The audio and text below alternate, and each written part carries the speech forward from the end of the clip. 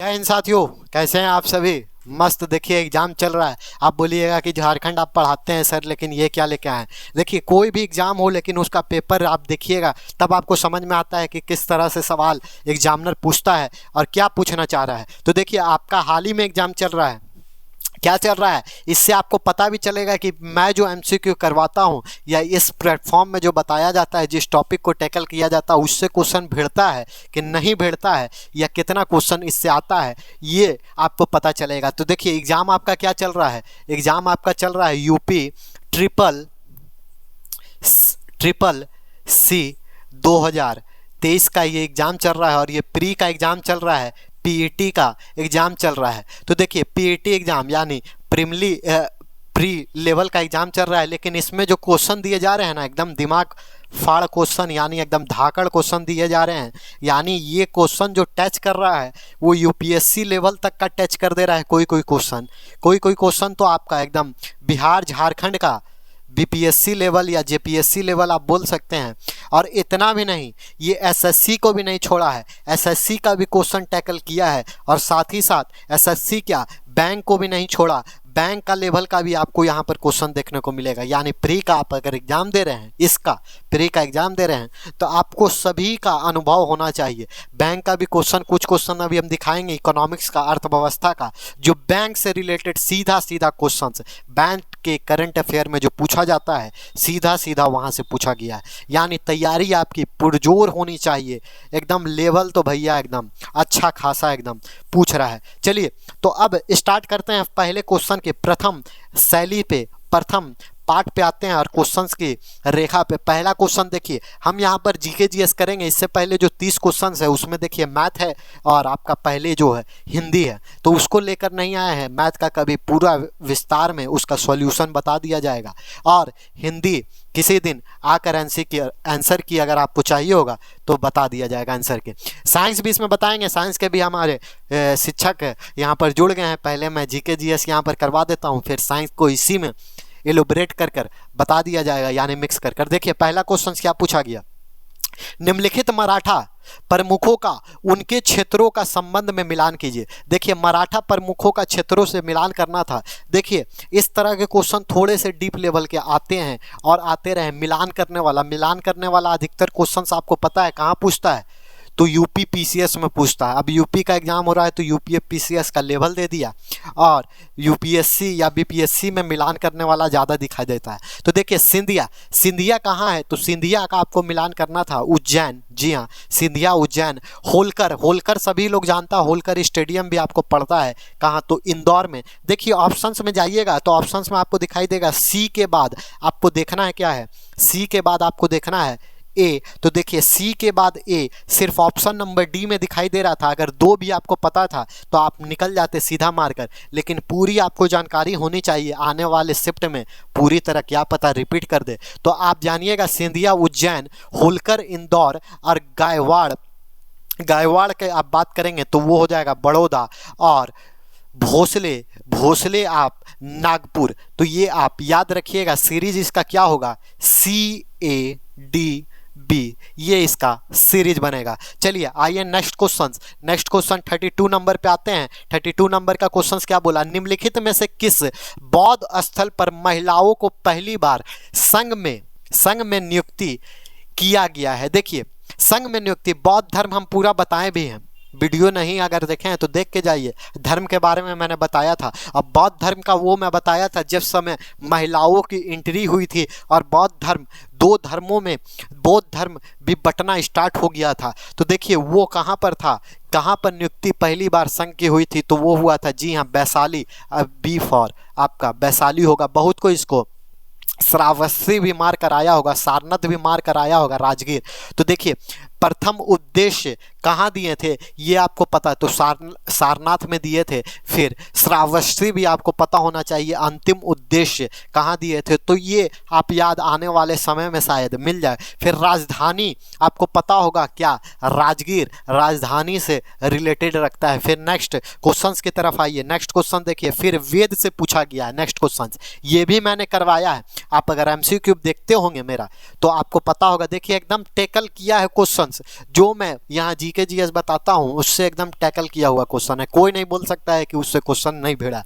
देखिए, वेद के अंतिम भाग को निम्नलिखित में से किस नाम से जाना जाता है? ये रिपीटेड क्वेश्चन है, मेरे एमसीक्यू में बराबर बताया गया है कि वेद के अंतिम भाग को निम्नलिखित में से किस नाम से, तो उपनिषद, उपनिषद के नाम से हम लोग जानते हैं। बहुत कोई इसको वेदांत, वेदांत भी बोलता है, वेदांत के नाम से भी जानता है, तो उपनिषद। और कभी आपको नेक्स्ट स्टेप में वेदांत का भी जिक्र हो तो वो याद रखिएगा। नेक्स्ट क्वेश्चन आइए, मुगल सम्राट, मुगल सम्राट, ये क्वेश्चन भी मेरा करवाया हुआ है जब मैं बिहार का 2 वीडियो डाला था मुगल में, और एमसीक्यू जब करवाया था तो उसमें एक मुगल का बाबर का आया था चर्चा, तो पूरा डिटेल में बताया था, आपको ध्यान में होगा। मुगल सम्राट बाबर ने निम्नलिखित में से किस स्थान पर राणा सांगा और उनके सहयोगियों को हराया था? तो ये कहाँ था? तो खानवा का युद्ध, आपको पता होगा ये एमसीक्यू का क्वेश्चन में बताया गया था, और आप कमेंट करके बताइएगा तो थोड़ा खानवा का युद्ध कब हुआ था।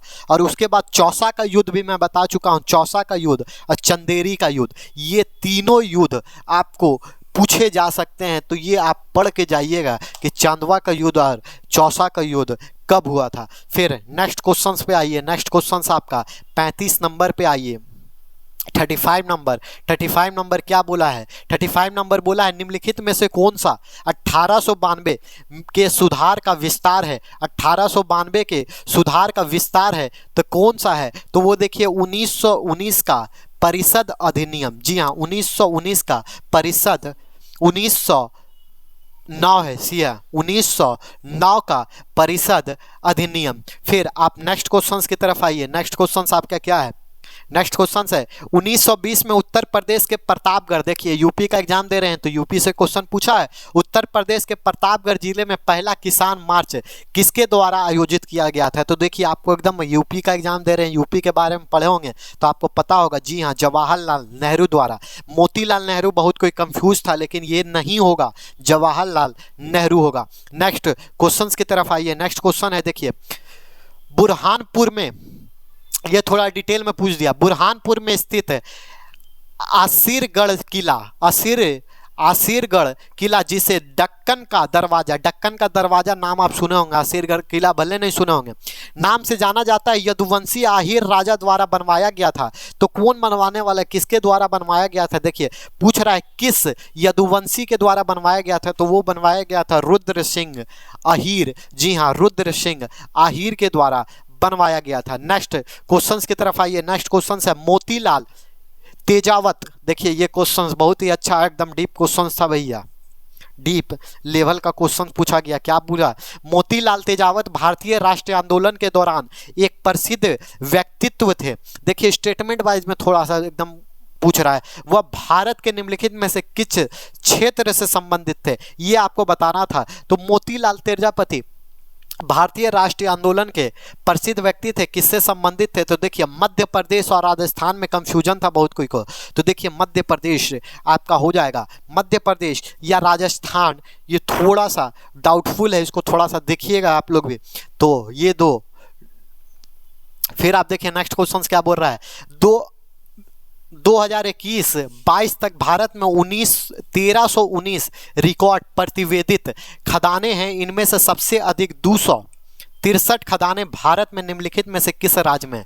देखिए एकदम डीप, कितने खदान है उसमें से 263 पूछ दिया है, कहाँ है? तो देखिए आपका झारखंड या छत्तीसगढ़, ये भी थोड़ा सा कंफ्यूजन है, थोड़ा सा आप देखिएगा। फिर नेक्स्ट क्वेश्चन की तरफ आइए, निम्नलिखित में से किसके नेतृत्व में मंडी षड्यंत्र हुआ? देखिए ये बराबर देखिए किसके नेतृत्व में हुआ था, तो ये हुआ था गदर पार्टी के नेतृत्व में। और देखिए ये याद रखिएगा, कल के भी शिफ्ट में गदर पार्टी से रिलेटेड आपको पूछा गया था और आज भी पूछा गया है, यानी आप गदर पार्टी को ध्यान से पढ़ लीजिएगा थोड़ा, कि आने वाले शिफ्ट में फिर से मिलेगा। फिर आते हैं नेक्स्ट क्वेश्चन की तरफ, निम्नलिखित में से किसने भारतीय आंदोलन के दौरान 16 अगस्त 1946 को प्रत्यक्ष कार्रवाई दिवस मनाया जाता है? देखिए बार बार मैं वीडियो में आपने बताया है कि 15 अगस्त, फिर 16 अगस्त, कौन डेट है, पूरा विस्तार में एक बार बताया था मैं। शायद वीडियो आपको मिला है कि नहीं मिला है पता नहीं, लेकिन बताया गया है, क्लास में भी बताया गया है। तो वो क्या था? मुस्लिम लीग। जी हाँ, मुस्लिम लीग। नेक्स्ट क्वेश्चन की तरफ आइए।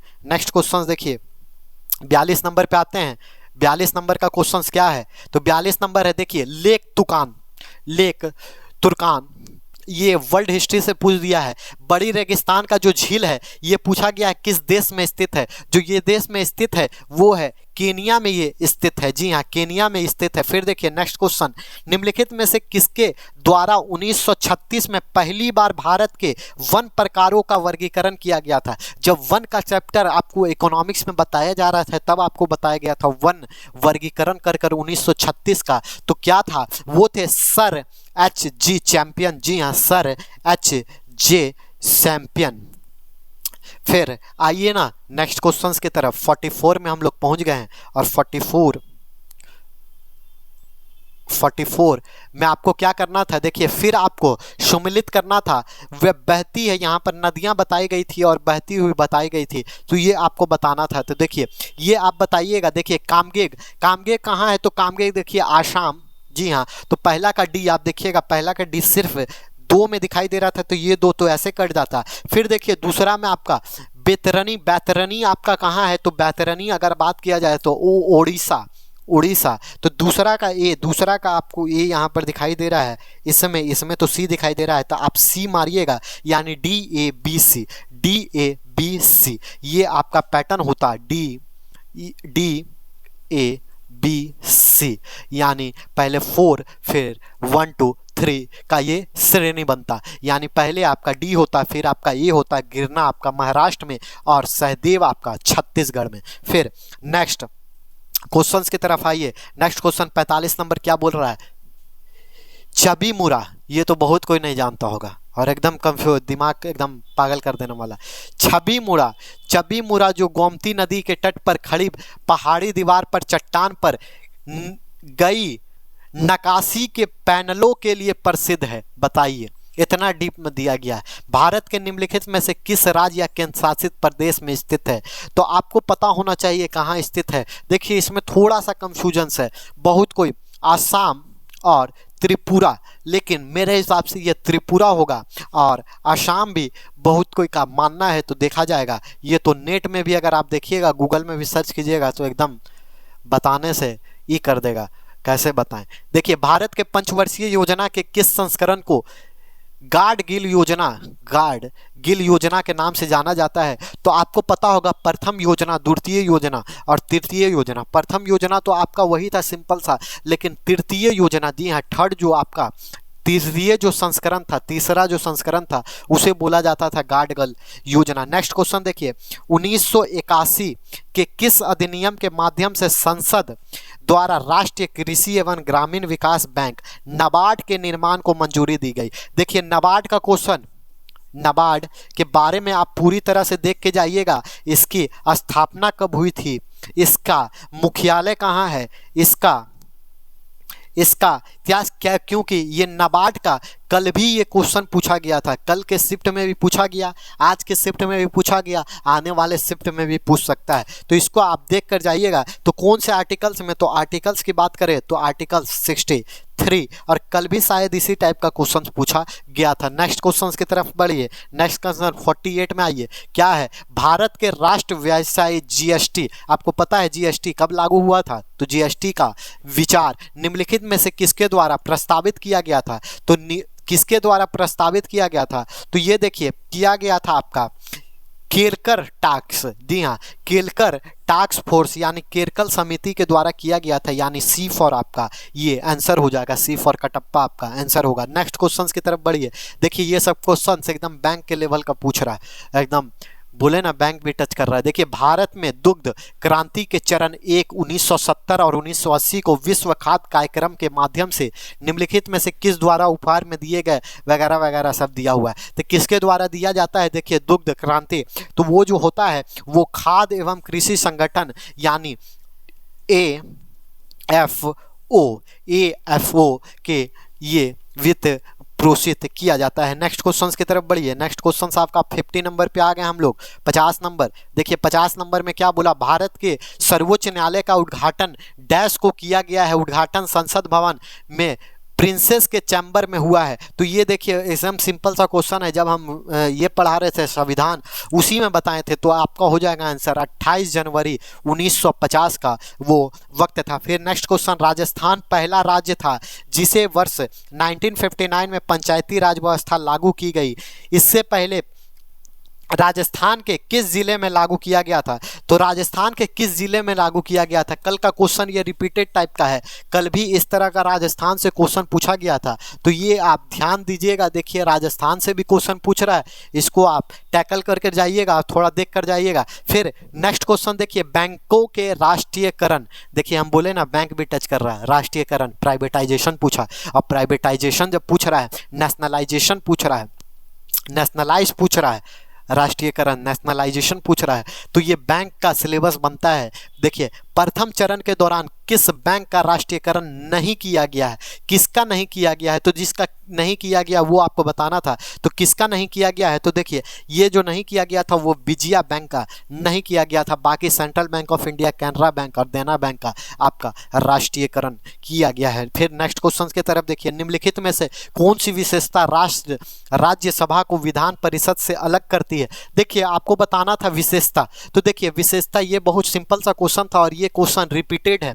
रिपीटेड हम इसलिए बोलेंगे कि एक ही हम क्लास लिए थे एमसीक्यू का, आपका आप जाकर प्लेलिस्ट में भी देख सकते हैं, संविधान या झारखंड हम राज्य व्यवस्था करवाए थे, उसमें ये एमसीक्यू का क्वेश्चन का ये भाग था। ये क्वेश्चन सेम टू सेम इसी स्तर का था, यही था और आपको मैं करवाया था। तो क्या था? देखिए राज्यसभा के विधान परिषद से अलग करती है। तो सदस्यों का देखिए नामकरण तो होता ही है, अप्रत्यक्ष चुनाव होता है, सदस्यता का कार्यकाल, लेकिन महाभियोग की शक्ति, महाभियोग की शक्ति यहाँ पर नहीं प्रदान करता है। तो ये आपकी विशेषता से अलग करती है। फिर आप नेक्स्ट क्वेश्चंस की तरफ आइए।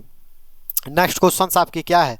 तो नेक्स्ट क्वेश्चंस कितना नंबर, 54 नंबर पे आ गए हम लोग। 54 नंबर में निम्नलिखित में से कौन सा पेड़ मलेशिया के इलाज के लिए, मलेशिया ने मलेरिया के इलाज के लिए दवा प्रदान करता है? तो ये देखिए यहाँ से तो अब स्टार्ट हो गया, हमको लगता है साइंस का क्वेश्चन।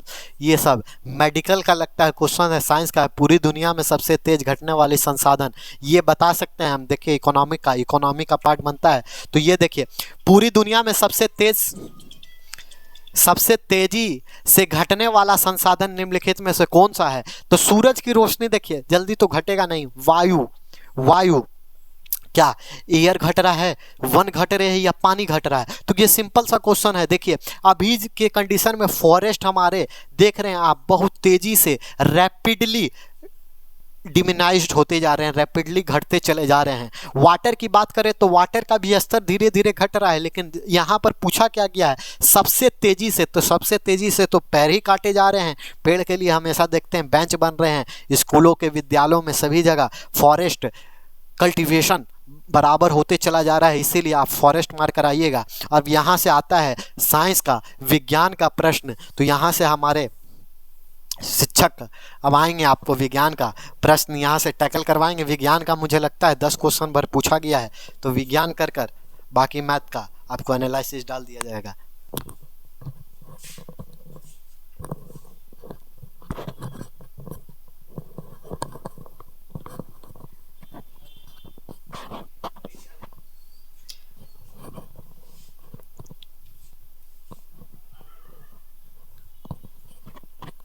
और सब बढ़िया।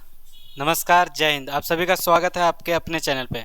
जैसा कि आपको पता है यहाँ पे चल रहा था अभी क्या, तो चल रहा था हमारा जो सेशन है वो क्वेश्चन बेस्ड। मतलब क्वेश्चन बेस्ड कहने का क्या मतलब है, तो जो एग्जाम्स में क्वेश्चन आए हैं उसका एनालिसिस। अभी जो हम लोग हैं वो आगे विज्ञान का जो सेक्शन आया उसको करेंगे टैकल। और जैसा कि आपको हमने पहले कहा था कि विज्ञान का जितना भी एमसीक्यू है, आप किसी भी एग्जाम में चले जाइए, विज्ञान का प्रश्न बदलता नहीं है, वो आपका सेम ही रहता है। तो आपको पता होगा ये एग्ज़ाम कौन सा है। तो ये एग्ज़ाम आपका जो है वो है UPSSC। और यहाँ पे भी जब आप विज्ञान का प्रश्न देखिएगा तो एकदम वही जो मैंने एमसीक्यू में करवाया है वही सीधा सीधा आया है।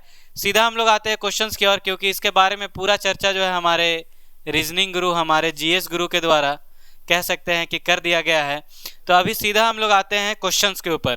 पहला क्वेश्चन, जब हम लोग आगे बढ़ते हैं यहाँ पे, तो पहला क्वेश्चन आपको क्या दिख रहा है? तो पहला क्वेश्चन आपका सिंपल सा है, यहाँ पे तारों से जुड़ा हुआ। और इस तरह का प्रश्न हमने एक एमसीक्यू का वीडियो जो डाला हुआ है प्लेलिस्ट पे, उस पर साफ साफ सेम टू सेम क्वेश्चन करवाया है।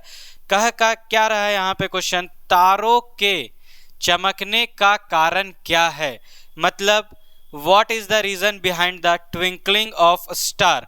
तो याद होगा साफ साफ हमने डिस्पर्शन वाला सेक्शन, साथ ही साथ स्कैटरिंग वाला सेक्शन सारा करवाया था।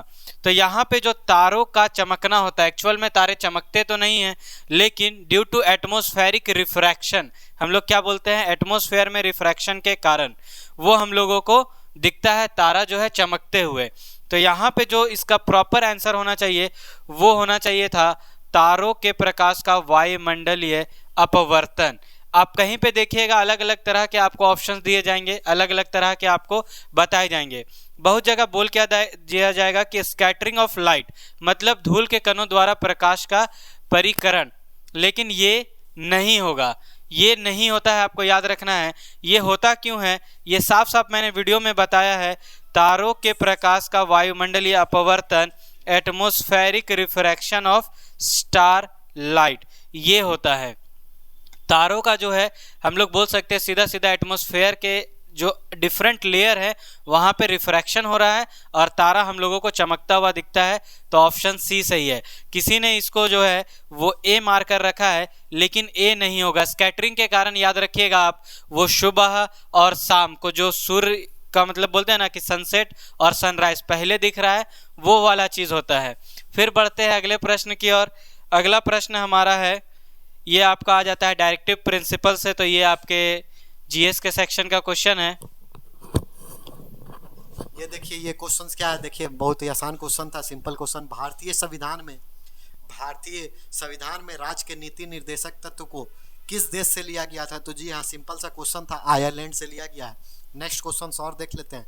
नेक्स्ट क्वेश्चन देखिए, और पॉलिटी से ही है, तो पॉलिटी से देखिए एक और क्वेश्चन था, भारतीय संविधान के किस संशोधन ने लोकसभा और विधान सभाओं दोनों में एंग्लो इंडियन मैंने बताया भी था आपको, एंग्लो इंडियन के बारे में क्या होता है। तो एंग्लो इंडियन का नामांकन समाप्त किया था, तो वो जो था वो कौन से संशोधन के द्वारा हुआ था? तो वो संशोधन 104 का 2019 का ये संशोधन था। नेक्स्ट क्वेश्चन आपको यहाँ पर कहीं भी पॉलिटी का दिख रहा है तो देख लेते हैं एक बार और ऐसा कोई क्वेश्चन नहीं दिखाई दे रहा है। नेक्स्ट क्वेश्चन आपको देखिए यहाँ पर आपको मैथ का दिखाई दे रहा है। फिर देखिए यहाँ पर घटने वाला संसाधन तो बता ही दिया गया। फिर देखिए एक क्वेश्चन यहाँ पर है, निम्नलिखित में से मलेरिया, तो मलेरिया वाला सर बता ही दिए होंगे। और आगे देखिए, आगे यहाँ पर देखिए एक क्वेश्चन है, डैश अल्मुनियम की मोटी ऑक्साइड परत बनने की एक प्रक्रिया, तो ये बताएंगे क्या होती है प्रक्रिया। जैसे इस क्वेश्चन को आप देख रहे हैं, dash is a process of forming a thick oxide layer of aluminium. हम लोग बात करते हैं तो आप चले जाइए सीधा क्लास 10 और चैप्टर 3 खोलिएगा, धातु एवं अधातु, मेटल एंड नॉन मेटल। वहाँ से सीधा सीधा ये प्रश्न उठाया गया है और उस प्रक्रिया को सीधा हम लोग क्या कहते हैं, तो एनोडाइजिंग। एनोडाइजिंग जो है वो एक प्रक्रिया होती है जिसमें एल्यूमिनियम की मोटी ऑक्साइड परत बनाते हैं हम लोग। तो ये एकदम सिंपल सा क्वेश्चन था। उसके नीचे भी देखिए आप, विज्ञान से ही जुड़ा हुआ प्रश्न है और ये प्रश्न क्या कह रहा है, विज्ञान से जुड़ा हुआ, उसको भी हम लोग टैकल कर लेते हैं। ये कह रहा है आपको, क्या कह रहा है, उस प्रक्रिया का नाम बताइए जिसमें टैडपोल याद होगा, फ्रॉग जो है वो आपका टैडपोल से धीरे धीरे डेवलप होता है, बड़ा होता है, तो वो बनता है फ्रॉग में कन्वर्ट हो जाता है। तो इस प्रक्रिया में आपसे पूछ रहा है कि क्या नाम देते हैं उस प्रक्रिया को, उसका खासा नाम क्या है। तो उसका नाम जो है वो है मेटामॉर्फोसिस। उस प्रक्रिया को हम लोग कहते हैं मेटामॉर्फोसिस, और अगर हिंदी में देखें तो कायांतरण, जो कहा जाएगा वो होगा कायांतरण। इसी तरह का अगला प्रश्न अगर कोई विज्ञान से जुड़ा होगा तो हम लोग उसको भी करते हैं टैकल। देखते चलते हैं, कहीं क्वेश्चन दिख जाए एक आधा विज्ञान का। और विज्ञान का यहाँ पे जितना भी क्वेश्चन दिखा है मैं बता दूं, सारे एमसीक्यू प्लेलिस्ट में हमारे डाले हुए, कोई भी नया क्वेश्चन आपको विज्ञान का दिखेगा नहीं। विज्ञान का वही सब सारा पुराना क्वेश्चन आता है, तो हम लोग को बस वो कीप रिकॉलिंग करते जाना है। जैसे ही हम लोग उसको एकदम दिमाग में सेट कर लिया और थोड़ा सा हम लोगों के पास क्या होना चाहिए, तो कॉन्सेप्ट भी जरूरी है, थोड़ा कॉन्सेप्ट होगा हम लोग टैकल करके आ जाएंगे, कोई भी क्वेश्चन छूटेगा नहीं। अब ऐसा लगता नहीं है कि यहाँ पे विज्ञान का कोई, हालांकि विज्ञान से ज़्यादा प्रश्न रहते नहीं हैं इन सभी एग्जामों में, लेकिन 7 से 8 प्रश्न जरूर रहते होंगे, कहीं ऊपर नीचे घुसा हुआ होगा जो हम लोगों को दिख नहीं रहा है। लेकिन हाँ, जितने भी क्वेश्चंस है सारे बेहद आसान हैं। आप इसमें ये लेवल वो लेवल नहीं बोल सकते। अगर विज्ञान आप पढ़ रहे हैं तो ये लेवल आपका कंप्लीट होना चाहिए, क्योंकि ये लेवल बहुत आसान है। बाकी यहाँ पर देखिए, फिर से यहाँ पर दिखा देता है। फिर देखिए क्वेश्चन यहाँ पर पूछा गया था, निम्नलिखित में से किसने निरुक्त व्यक्तित्व विज्ञान भाषा शास्त्र एवं इतना मतलब पुराना भारतीय ग्रंथ के बारे में पुस्तक लिखा है, ये बताया गया था। ये क्वेश्चंस आपको कहीं भी गूगल में भी सर्च मारिएगा तो एग्जैक्ट नहीं मिलेगा, लेकिन फिर हम लोगों ने थोड़ा सा प्रयास करके खोजने का प्रयास किया तो कहीं और तरफ से मिला है।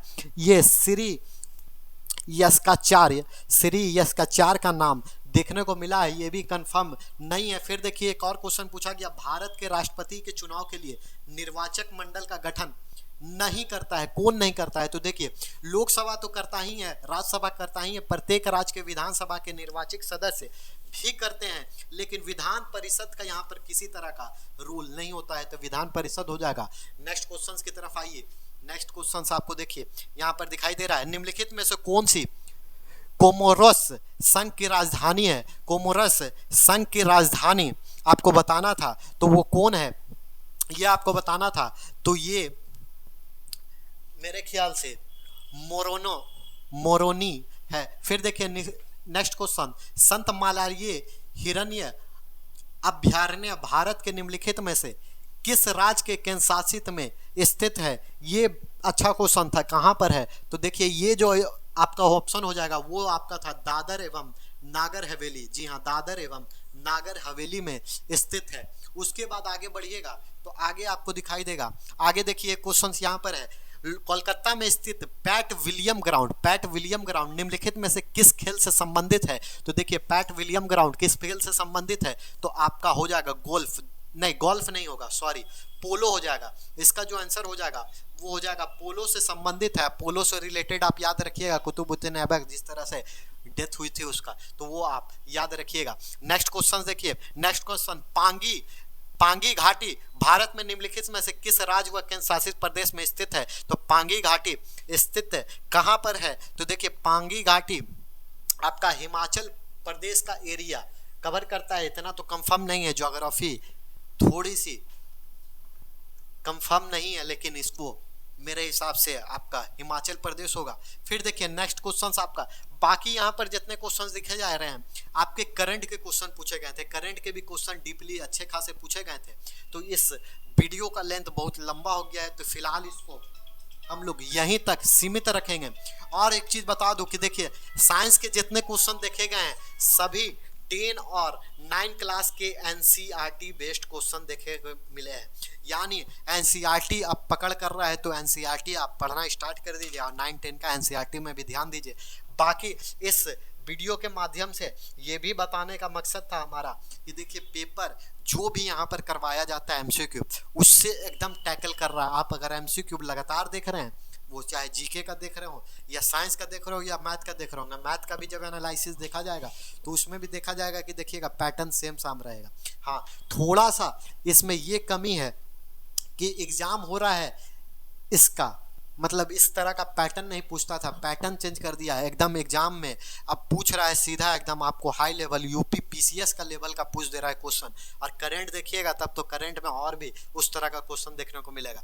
तो चलिए इस वीडियो में इतना ही रखते हैं, बाकी लाइक शेयर सब्सक्राइब करते रहिए। जय हिंद।